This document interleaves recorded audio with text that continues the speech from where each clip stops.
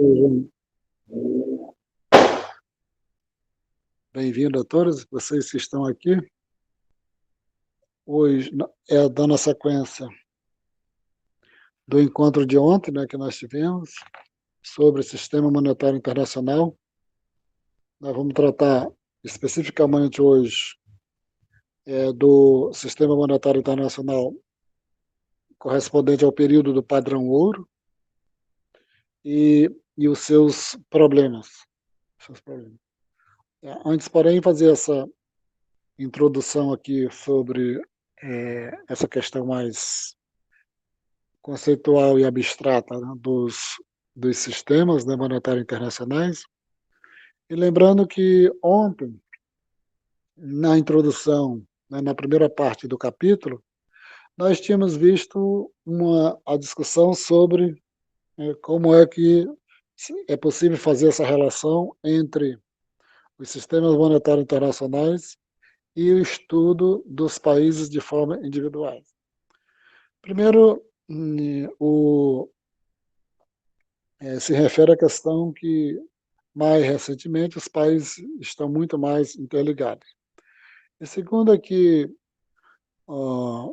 os, os autores, né, o Krugman e mais os outros seus companheiros responsáveis pelo livro, eles fazem uma referência ao fato de que os policymakers, né, aquelas pessoas ligadas à área da política econômica, têm duas metas específicas, dois objetivos específicos, né? Por um lado, atingir o equilíbrio interno, né, do país, e por outro, o equilíbrio externo. O equilíbrio interno se refere a você buscar o pleno emprego, isso entendendo o pleno emprego mesmo dentro da economia mais tradicional possível, buscar o pleno emprego e, ao mesmo tempo, manter a estabilização dos preços, sem criar instabilidade, né, no sistema de preços. E o equilíbrio externo, né, seria aquela forma onde nem o país não tivesse um déficit muito grande que colocasse em risco as suas preocupações com a possibilidade de honrar com seus compromissos, nem procurasse ter um superávit muito grande para dificultar a vida dos outros países. Então, nessa busca do equilíbrio interno e do equilíbrio externo, cada país, né, cada decisor político, né, e o pessoal, né, os burocratas da política econômica, né, estariam, ao mesmo tempo, olhando para dentro do país e, ao mesmo tempo, preocupado com a questão do lado externo. E a gente já viu, né, que essa parte externa, ela o instrumento de análise dela, principalmente o estudo do balanço de pagamentos, por um lado, e, por outro, a determinação da taxa de câmbio.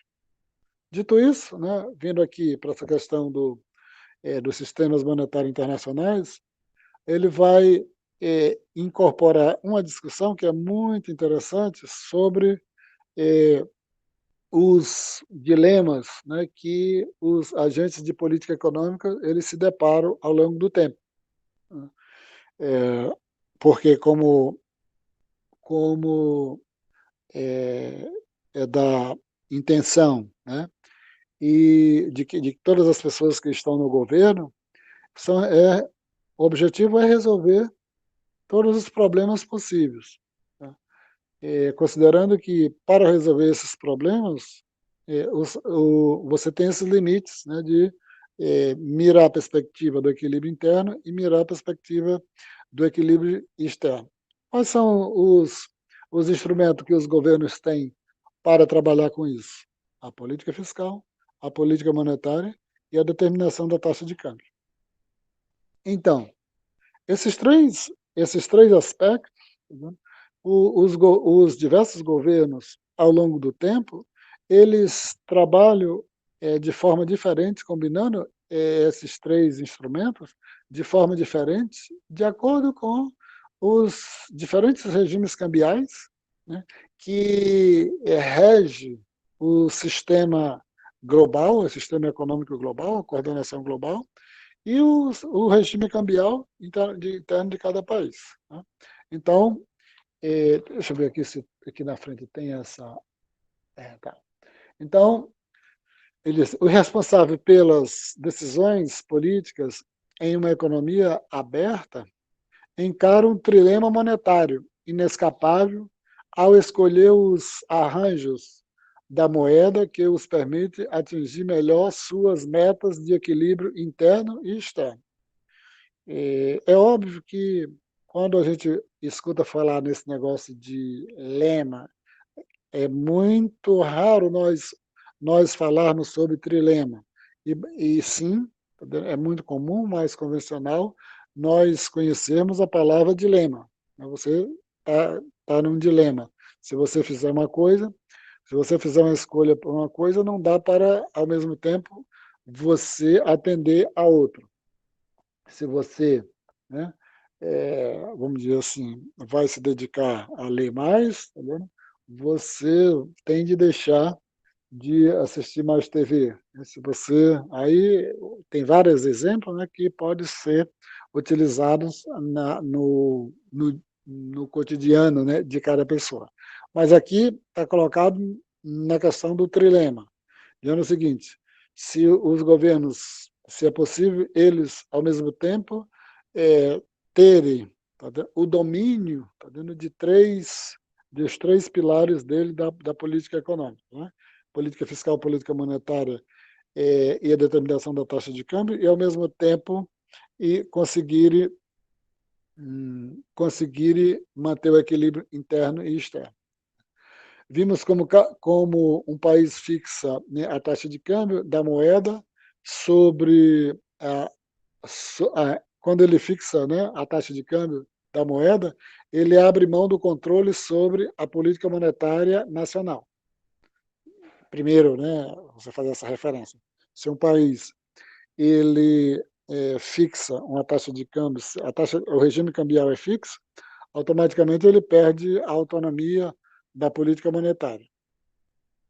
Para fazer um pequeno parênteses aí, uma coisa que está muito distante em termos temporais da discussão, mas eu poderia abrir um parênteses, né, e me referir a um dos exemplos que é mais clássico e é mais conhecido sobre essa questão de fixação da taxa de câmbio, né, que foi o caso da Argentina em 1992, quando adotou a política do currency bonds, né, que fixou, que aprovou na Constituição, a taxa de câmbio foi aprovada na Constituição, e só poderia mudar se mudasse a Constituição.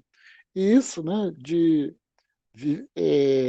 a Argentina viveu com esse sistema, né, de currency board de 1992 até o início, né, do século XX. E acabou porque estourou um profundo conflito social na Argentina, conflito mesmo pesado, onde em menos de 2 anos foram destituídos pelos movimentos populares 3 presidentes, né? Desde o primeiro, aqueles mais conservadores, mais que defendiam essa política, né, do ministro da Economia de lá, o Domingos Cavallo, até outros, né, que foram sendo substituídos. A situação ficou tão dramática em decorrência, né, de ter convivido tanto tempo com essa taxa de câmbio fixada na Constituição, que no início do século XX levou a diversos, né, rompimentos institucionais, no sentido de que os presidentes foram obrigados, né, a sair do cargo devido às manifestações populares. Dito isso, né, que um país adotando, né, assim, se ele fixar uma taxa de câmbio, ele perde a sua autonomia de política monetária. Se ele quiser ter autonomia de política monetária, ele tem de ter uma taxa de câmbio flutuante, né? Esse sacrifício ilustra a impossibilidade de um país em ter mais do que 2 itens da lista a seguir. Então, quais são os itens que estão listados aí? estabilidade da taxa de câmbio, política monetária voltada para metas nacionais e liberdade de movimentos de capital internacional.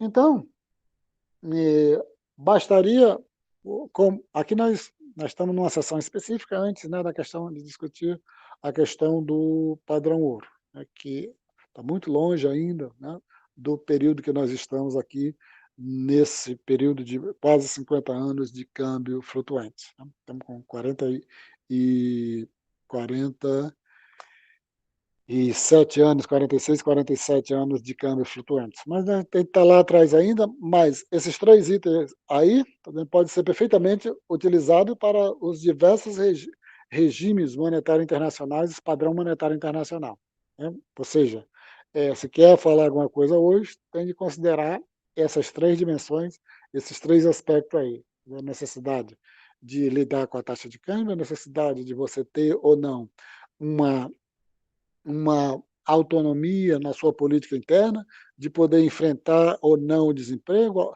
reduzir a taxa de desemprego ou não, ou ter a liberdade, né, da movimentação de capital ou não. Cada país, né, pode ter para si apenas dois desses. Tá vendo? Se tendo dois, tem de escolher dois. Tem de escolher o um e o dois, perde o três. Pode escolher o um e o três, perde o um. E pode escolher o dois e o três. Pode escolher o um e o três e perde o dois. Mas não tem como o país ter, ao mesmo tempo, administrar, ter uma estabilidade, uma taxa de câmbio fixa, ter uma autonomia na sua política interna, no sentido de se ele quiser aumentar ou reduzir a taxa de desemprego, e também ter uma autonomia também ter uma política de, de controle de capital, ou uma política de liberdade de capital. Tem de escolher um desses três. Isso, de certa forma, torna bastante complexo, né? Tanto para o lado de quem está no comando da economia, no comando do país, como para o lado de quem faz análise, do lado de quem comenta essas situações. Porque, às vezes, você não considera esses elementos limitantes, não tem noção muito como é que se dá esses elementos limitantes, e faz alguma análise, considerando se é possível podemos ter esses três elementos ao mesmo tempo. Aqui da perspectiva que o autor está colocando. Bom, alguém tem alguma pergunta para fazer ou a gente pode seguir?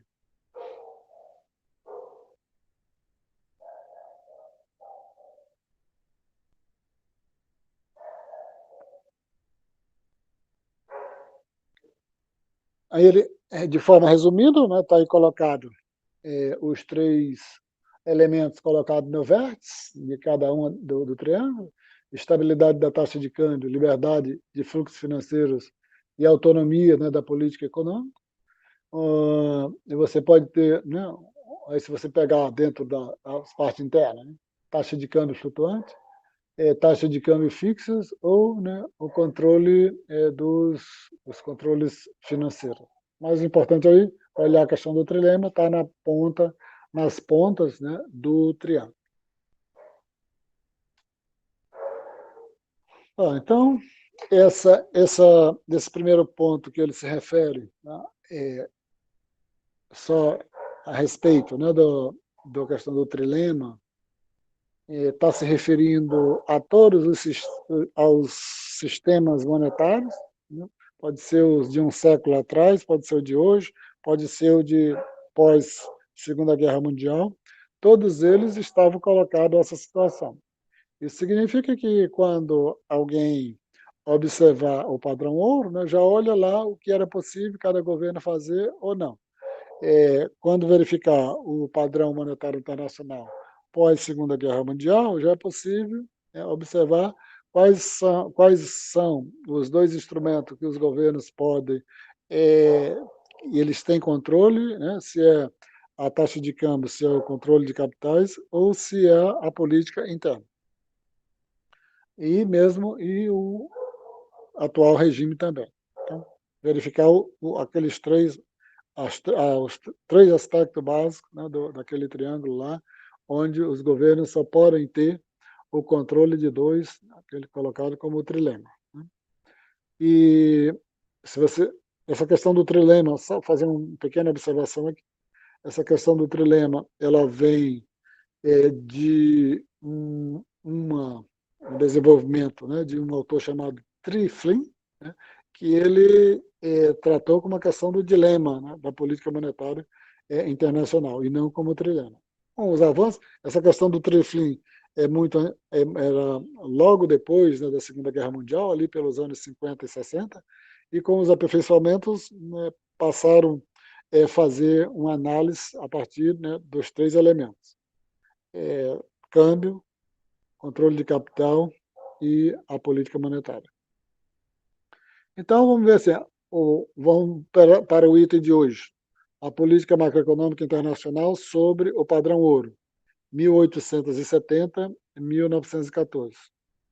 É interessante a gente ver aí, está vendo que esse período, né, dá quantos anos aí? Deixa eu ver, dá 30, 40, 45 anos, né? Assim, a gente pudesse colocar, né? 1870 até o início da Primeira Guerra Mundial. E é interessante que, no caso, da forma que está colocado aí, o padrão ouro, né, tem uma vida mais longa, tá? Uma vida mais longa do que o segundo padrão monetário internacional, o padrão dólar-ouro de 1945 até 1973. Né? A gente vê aí que é um curto período, tá vendo? Mais em termos, né, de vida, né, de um padrão monetário internacional, comparado com o segundo, que é bem conhecido, ele teve uma vida muito maior. E se a gente considerar que ele se estendeu, mesmo que com muitos problemas, para além da Primeira Guerra Mundial, então a gente pode colocar aí que ele viveu, em termos formais, até o início da Segunda Guerra Mundial, quase mais de 50 anos de vida. O padrão ouro teve, né, sua origem na utilização de moeda de ouro como meio de troca, unidade contábil e reserva de valor.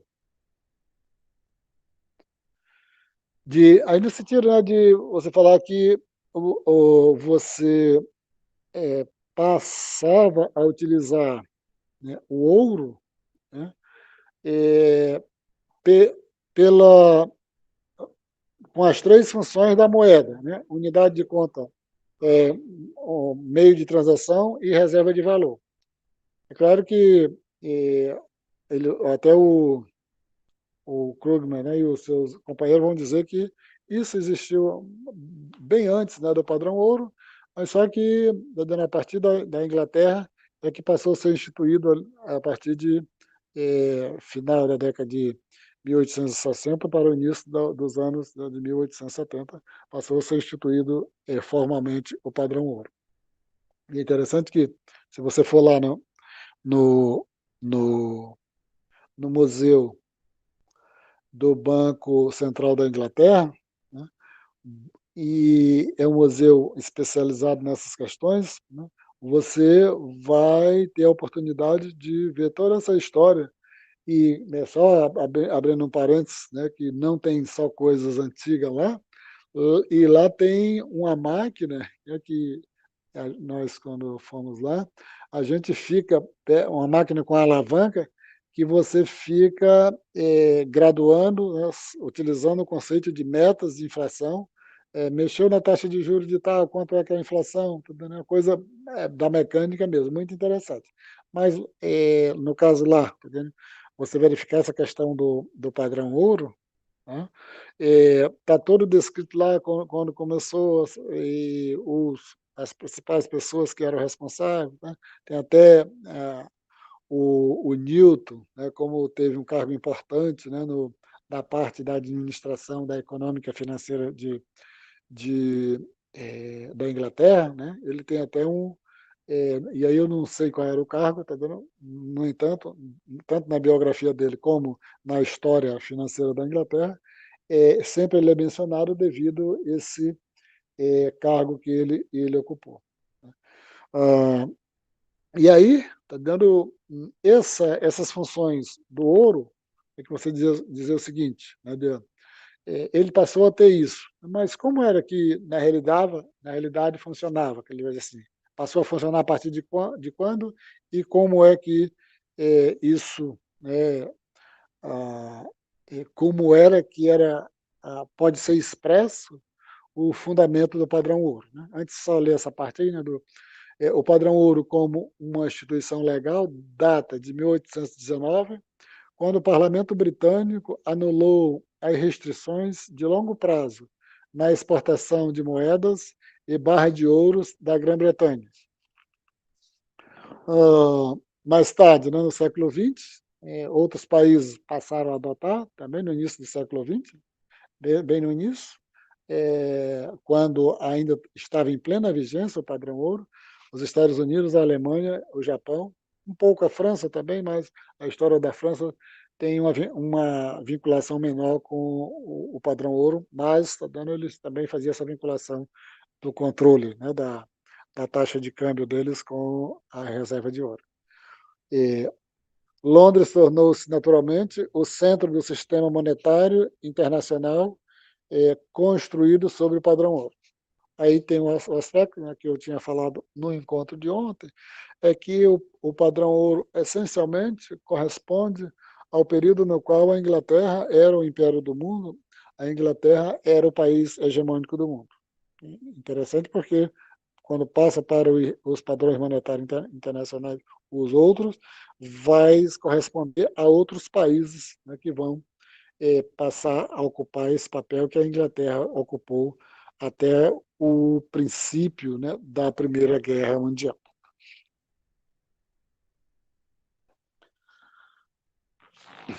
Como as reservas internacionais tomaram a forma de ouro durante esse período, o superávit e o déficit da balança de pagamentos tinha de ser financiado por envios de ouro entre os bancos centrais. Então, qual era o objetivo da política, de quem administrava a política econômica desses países? Né? O objetivo era você ter uma quantidade de ouro suficiente, né, que servisse para que fosse útil para honrar seus compromissos externos e, ao mesmo tempo, né, não ter uma quantidade muito grande, né, que fizesse com que tivesse impacto nos preços, né, no nível de preços internos. Porque a gente vai ver na frente a questão que está embaixo no slide, essa questão que a gente vê em outras disciplinas também, né, quando vai tratar da teoria quantitativa da moeda, esse é o mecanismo, né, de preço, espécie e fluxo. Para evitar grandes movimentações de ouro, os bancos centrais adotaram políticas que impulsionaram a balança de pagamento, né, para zero. Ou seja, se você considerar na terminologia de hoje, o saldo da conta de capital, o saldo da conta corrente, o saldo da conta de capital e as reservas, tá, eles têm sempre de estar em equilíbrio. Né? Se você tem um saldo muito grande na conta corrente, um saldo menor na conta de capital, as reservas têm de servir para equilibrar esse desbalanceamento entre a conta de capital e a conta corrente. Da mesma forma, se você tiver um déficit muito grande na conta corrente, um superávit um superávit grande, né? Se não zerar o déficit na conta corrente, se o saldo da conta de capital não zerar, quem vai servir para equilibrar isso seria a quantidade de reservas. Então, cada governo teria de fazer um equilíbrio entre ficar olhando a quantidade, o saldo da conta corrente, o saldo da conta de capital e a quantidade de reservas. Né? Mas, evidentemente, né, sempre ter uma quantidade de ouro, né, razoável para que não possa incorrer de forma súbita a esses problemas. Né? Deixa eu ver o que está aqui. Né? Então, aqui no final do slide, tá vendo? Acho que dá para vocês verem aí, tá vendo? O mecanismo de instrumento, né, de administração, tanto teórico como prático, do, do, do padrão ouro, né? Ou seja, você fixar o preço da sua moeda em relação ao ouro, né? E garantir esse preço com a, acumulando ouro. O mecanismo que explicava isso é esse chamado aí mecanismo de preço, expresso e fluxo. Como eu já falei, tá dando esse mecanismo de preço, expresso e fluxo é o instrumento de base do principal conceito da teoria econômica, o conceito que vem se mantendo ao longo do tempo, que se transformou atemporal, que é a chamada teoria quantitativa da moeda. E quem foi que criou, qual foi o grande economista que desenvolveu e criou essa ideia do mecanismo de preço, espécie e fluxo? Não foi nenhum economista, né? Foi o filósofo David Hume, né? Que criou o utilitarista, né? David Hume, que criou essa ideia do mecanismo de preço, espécie e fluxo. E como é que ele funciona? Funciona assim, né? Que se você tiver, como é que funciona? Se você tiver uma grande quantidade de um saldo muito elevado com o comércio exterior, significa que esse saldo leva a um acúmulo muito grande de ouro internamente. Esse acúmulo muito grande de ouro vai levar com que os preços se elevem. A elevação desses preços vai fazer com que os seus produtos fiquem caros, vai fazer com que eles sejam mais difíceis de serem exportados. Então, vai fazer com que esse saldo elevado eh, vá, vá sendo minado, porque os preços vão se elevando até o momento que possa, né, estabilizar, levar esse saldo elevado para um níveis mais pertinentes, mais adequado para o funcionamento da economia. Da mesma forma, se o país tivesse um déficit muito pequeno, um déficit elevado, isso faria com que esse déficit elevado, a falta de ouro, a falta de metais preciosos, faria com que os preços, né, fossem se reduzindo, e isso induziria, facilitaria o aumento das exportações. Esse aumento das exportações iria controlando, iria resolvendo o problema desse déficit muito elevado. É um mecanismo bastante automático, né?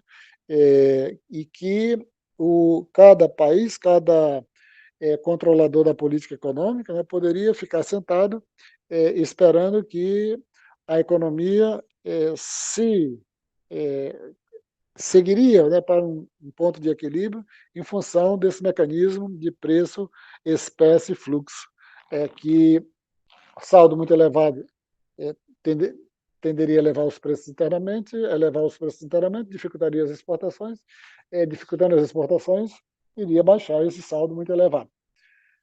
Um déficit grande, redução dos preços, induzindo as exportações, e isso faria com que o aumento das exportações resolveria o problema desse déficit elevado. A política, né? Aí continuando, né? Os bancos centrais. Eu mexi aqui no microfone, vocês ainda estão ouvindo, não é isso? Sim. Tá, obrigado. Os bancos centrais que estavam persistentemente perdendo ouro enfrentaram o risco de tornar-se incapazes de cumprir suas obrigações para resgatar as moedas, né, as notas de moeda. Isso aí é um pouco está um pouco atrelado à questão do mecanismo, né, fluxo espécie, né, de fluxo espécie que falei lá atrás. Os bancos centrais que ganhavam ouro tinham incentivos muito mais fracos para eliminar suas próprias importações de metal. Mas isso iria ser, como eu falei, pelo mecanismo, ia ser resolvido automaticamente. O Banco Central que estivesse acumulando ouro poderia ficar tentado a comprar ativos nacionais, dessa forma diminuindo as taxas de juros do país, aumentando o escoamento financeiro e levando o ouro para o exterior. Ah, isso que é uma outra forma de dizer, está vendo que o próprio governo poderia administrar excessos ou diminuições no seu acúmulo de ouro internamente. Os países frequentemente revertiam as regras e esterilizavam os fluxos de ouro. Só para fazer uma observação aí, que eu não falei, e que é o mais importante, né? É que o regime de câmbio do padrão ouro é um regime de câmbio fixo, né? Ou seja, cada governo, né, cada país fixava o valor de sua moeda em relação a uma determinada medida de ouro. Então, ele só poderia mudar esse câmbio, não como fez a Argentina a partir de 1992, mas eles, no padrão ouro, só poderia mudar esse valor, tá vendo? Em decorrência da capacidade que o governo tivesse, se tivesse mais ou se tivesse menos ouros acumulado dentro do país, né? Então, a interferência do governo em exportações privadas de ouro também enfraquecer o sistema. Aí está só se falando o seguinte, né, que você tinha o sistema, né, do padrão ouro, ele era muito rígido, né? Então isso obrigava cada país, devido às suas necessidades internas, né, devido às suas necessidades internas, a buscar algumas soluções, né? Que aí ele está dizendo, está vendo, se um país tivesse algumas dificuldades, né?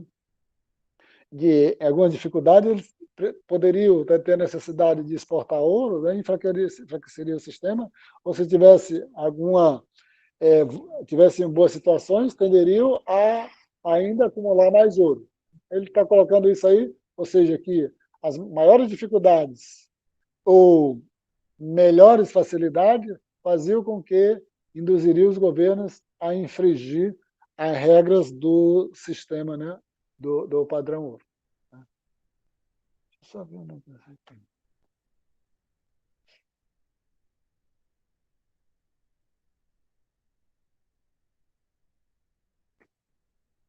O padrão ouro permitia altos graus de estabilidade da taxa de câmbio e mobilidade de capital financeiro internacional, mas não permitia que a política monetária buscasse metas de política interna. Isso aí que é o fundamental, né? Quando eu me referi lá sobre a questão do trilema. Como no padrão ouro a taxa de câmbios é fixa, significa que o governo tinha a estabilidade da taxa de câmbio. Como, pela própria lógica do padrão ouro, não poderia ter controle de entrada e saída, né, na conta de capital, significa que você tinha uma, entre aspas, né, colocar aqui, entre aspas, você tinha uma perfeita mobilidade de capitais. E isso, se o governo, se o gerente, né, o administrador da economia, tinha controle sobre esses dois aspectos, sobre esses dois pontos, significa que não poderia, né, ficava impossibilitado de fazer a gestão da política monetária para buscar alguma meta interna da economia. Se precisasse reduzir taxa de desemprego, por exemplo, quisesse aumentar as taxas de crescimento, modificando a sua política interna, ele não podia porque ele estava atrelado, estava subordinado à taxa de câmbio fixas e à perfeita mobilidade de capitais, né? E talvez esse aspecto aí seja mais importante, pegando nesses três pontos, dizer o seguinte, tá? O padrão ouro tinha uma taxa de câmbio fixa, entendo uma taxa de câmbio fixa também, naquele momento, você tinha uma liberdade muito grande, né? Ou seja, o que hoje você tem de liberdade é quase similar ali antes da Primeira Guerra Mundial. Então, significa que, como tinha um grau de liberdade muito grande, a liberdade de capitais também era enorme ali. Se tinha perfeita mobilidade de capitais entre os países e tinha a taxa de câmbio fixa, significa que não era possível você ter uma autonomia na política eh, interna para a busca de algum objetivo do país, aumentar a taxa de crescimento, reduzir os níveis de desemprego, etc. Hum, então vamos aqui, que aí você teve o período entre guerras, isso significa que o padrão ouro ele funcionou plenamente, ele funcionou plenamente naquele período, né, de 1870 até o início da Primeira Guerra Mundial. A Primeira Guerra Mundial, é evidente que forçou os países a infringir as regras do padrão ouro, porque se necessitava, né, de recursos para enfrentar os outros países, precisava de recursos para comprar material bélico, né, para construir material bélico, ter fábricas. Ali você tinha iniciou, né, a utilização, uma das guerras mais sangrentas, né, que você teve ali, a Primeira Guerra Mundial, e ali iniciou o processo de uso de tanques, né, de guerra, e, consequentemente, os investimentos eram brutais, né, e como os países, foi uma guerra, né, muito eh, de alta intensidade, não era possível os países obedecerem a, a, às regras do padrão ouro. E para quem, né, acompanha o que aconteceu agora com a pandemia, né, a pandemia, ela, de uma forma bastante simples, né, jogou, tô dando para o alto tudo aquilo que se pensa dos fundamentos econômicos, porque você está numa situação atípica, você está numa situação de ruptura completa. Então, o ano passado, tudo que foi feito, né, se você for considerar os que estão no manual, os manuais de economia durante o ano passado foram absolutamente ignorados, eles não têm, não são úteis em nenhuma perspectivas para entender o que aconteceu no ano passado, porque os governos, né, foram obrigados a adotar políticas emergenciais que vão totalmente de encontro, né, totalmente contrários ao que diz os manuais convencionais, que onde está, né, a meca, né, do conservadorismo, né, da política econômica. É, Se você comparar isso, né, com a Primeira Guerra Mundial, é muito fácil da gente entender por que o, o padrão ouro, né, se des, foi destituído, foi desconstituído ali naquele momento, porque nenhum país pode seguir aquelas regras, porque era obrigado a a fazer os investimentos na guerra. Tendo a guerra, né, todos os países, né, abandonaram o padrão ouro, terminada a guerra, é, veio a questão do Tratado de Versalhes, né, onde nesse acordo foi colocados, aí não está, estou só fazendo um parênteses, né, não tá no texto, né, não sei se está no texto, não posso lembrar, talvez esteja. Foi colocados eh, pesados fardos, né, para a Alemanha, como os danos das reparações da guerra, e que logo em seguida, em 1921-22, serviu, né, como mote para o Keynes publicar o primeiro livro famoso dele, né, A Economia em Tempos de Paz. Acho que é esse o título, né? Ele um relato desesperado, né, mostrando que não fazia sentido impor eh, aquelas penalidades tão severas para a Alemanha. E ele era, né, um representante da Grã-Bretanha.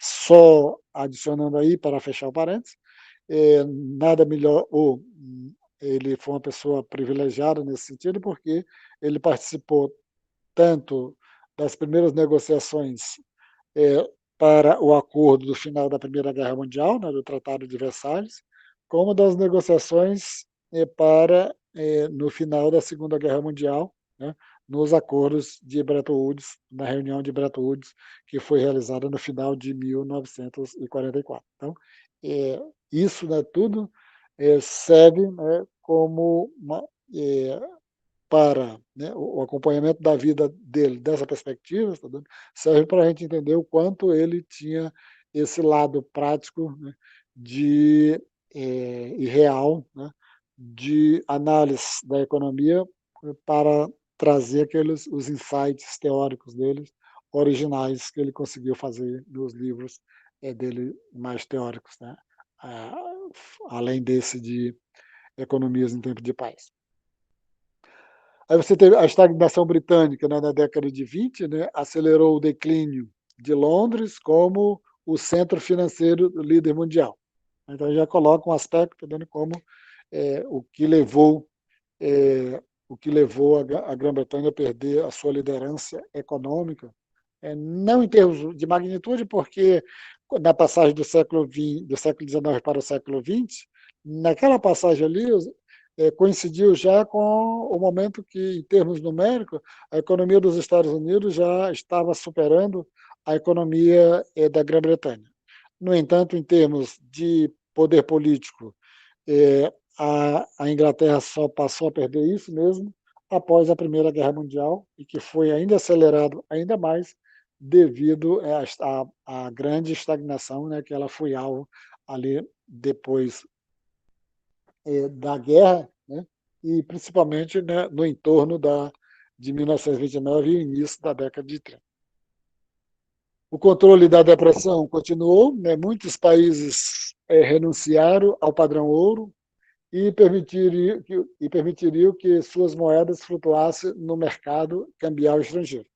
Então, como no período de guerra, os países, mesmo não tendo abandonado o padrão ouro, as suas atitudes, né, estavam em desacordo com o padrão ouro. Mas terminou a guerra, os países seguiram outro caminho, começaram a deixar a flutuar as suas moedas.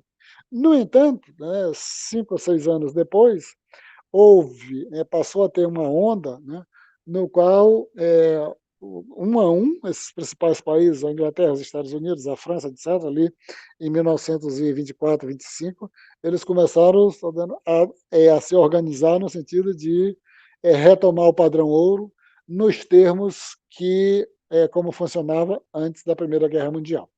E isso é interessante, né? Essa história ela é interessante porque ah, eles, né, passou a flutuar, né, e ou quando eles passaram, né, abandonaram o padrão ouro, deixaram o câmbio flutuar, teve muitos problemas ali das economias, muito em decorrência da guerra, dos efeitos da guerra, e os perdedores, no caso, né, da Alemanha, a Hungria, né, e mais uns 2 países, ali em 1922 e 23, passaram por uma brutal hiperinflação, né, e aí se vocês pegarem nesses livros que faz essa história, né, da moeda, vocês vão verificar que especificamente na Hungria era muito interessante que as pessoas, quando saíam de casa correndo para comprar algum objeto, eles saíam com um carrinho de mão cheio de dinheiro, muito rápido, porque senão, nesse período, tá vendo que você, com um carro cheio de mão de moeda, poderia chegar lá e não ser mais suficiente para comprar um objeto, né? Uma situação muito dramática, né? Que é o exemplo da hiperinflação da Hungria. Também teve hiperinflação na Alemanha, está dando mais essas descrições de maior dramaticidade. Os 2 casos, né, foram muito difíceis, muito tristes, mas os relatos da Hungria são mais curiosos. A economia mundial desintegrou-se em unidades nacionais cada vez mais autárquicas no começo da década de 30, levando, né, evidentemente, uma disputa entre os países, fazendo com que muitos países passassem a fechar seu comércio, no caso dos Estados Unidos, que adotou, dos Estados Unidos, que publicaram uma lei, esqueço o nome da lei, onde elevaram as taxas de importação, o imposto de importação, em média de 40%, 50%. Né? Foi uma lei histórica, no sentido de que, quando a gente vai verificar hoje, nessa questão da abertura comercial, a gente começa justamente por lá, na década de 30, quando os Estados Unidos adotaram essa medida de elevar os impostos de importações em torno de 40%, 50%. Em face, né, da Grande Depressão, né, dos anos 30, a maioria dos países resolveu escolher entre o equilíbrio externo e interno, reduzindo suas ligações de comércio com o resto do mundo e eliminando por decreto governamental a possibilidade de um desequilíbrio externo significativo. Ou seja, né, quando você entrou na década de 30, né, da mesma forma que em meados dos anos 20, os países começaram a fazer um esforço para voltar ao padrão ouro nos moldes que funcionava antes da Primeira Guerra Mundial. Como a situação começou a se agravar ali no início dos anos 30, então, a partir de 1931, 1932, os países voltaram novamente a abandonar essa tentativa de voltar ao padrão ouro. Né? Reduzindo, né, os ganhos com o comércio, né, essa abordagem, né, impôs custos altos à economia mundial e contribuiu para a lenta recuperação da depressão. Então, essa medida dos países de abandonarem a tentativa, né, de retomar o padrão ouro no início dos anos 30 e, ao mesmo tempo, procurarem adotar medidas protecionistas, né? Isso reduziu os ganhos de comércio, né? Considerando que nos 10 primeiros capítulos, né, desse livro, ele trata que o estabelecimento do comércio entre os países leva ao ganho de comércio. Ele está dizendo o seguinte, né, que essas medidas de protecionistas, né, os países reduziram a opção, né, de ter os ganhos do comércio, e isso impôs custos altos à economia mundial e contribuiu, né, para a lenta recuperação da depressão. Não sei se é adequada essa afirmação, de tentar dizer que o problema de que a economia mundial não se recuperou rapidamente ali nos anos 30, né, onde os Estados Unidos, né, tinham taxa de desemprego ali em torno de 30 e poucos por cento, e passou, né, 5, 6, 7 anos, só vieram, os Estados Unidos especificamente, né, só veio a ter bons níveis de crescimento a partir de 1937, 38, ali já próximos, né, da deflagração da Segunda Guerra Mundial. Se o fato de não ter uma recuperação mais rápida seja em decorrência dessas políticas protecionistas. Né? Mas vamos respeitar aí a afirmação, né, dos autores. E aí, né, nesse caso aqui, termina a questão do padrão ouro, né, e no próximo encontro a gente vai começar com o novo sistema monetário. E eu vou tentar, né, aí, essas duas gravações aqui que eu estou fazendo, elas quero fazendo um pouco rápida, tá? Eu vou ver se eu concluo todo esse capítulo, né, no próximo encontro, né? Consequentemente, a gravação vai sair maior. Então, se alguém queria fazer alguma observação, pela curiosidade que tem da vida, né, de acompanhar o mundo, a conjuntura nos jornais, em revista, alguma coisa, se teria alguma observação para fazer em função dessas análises do que foi o padrão ouro, né, com o que era ele, né, o período, e como os países, né, lidaram com essa situação, ali, né, de 1870, principalmente até a Primeira Guerra Mundial.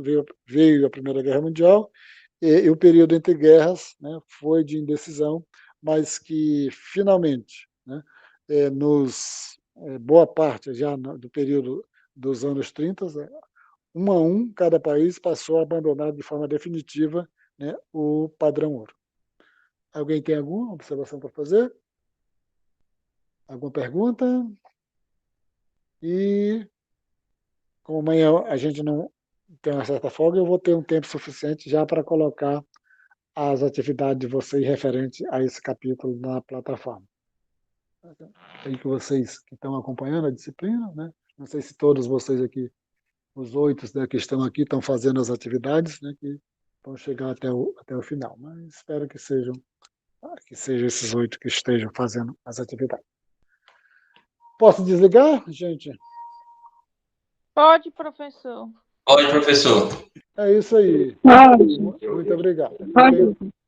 Quem manda aqui são vocês, interrompendo aqui a gravação.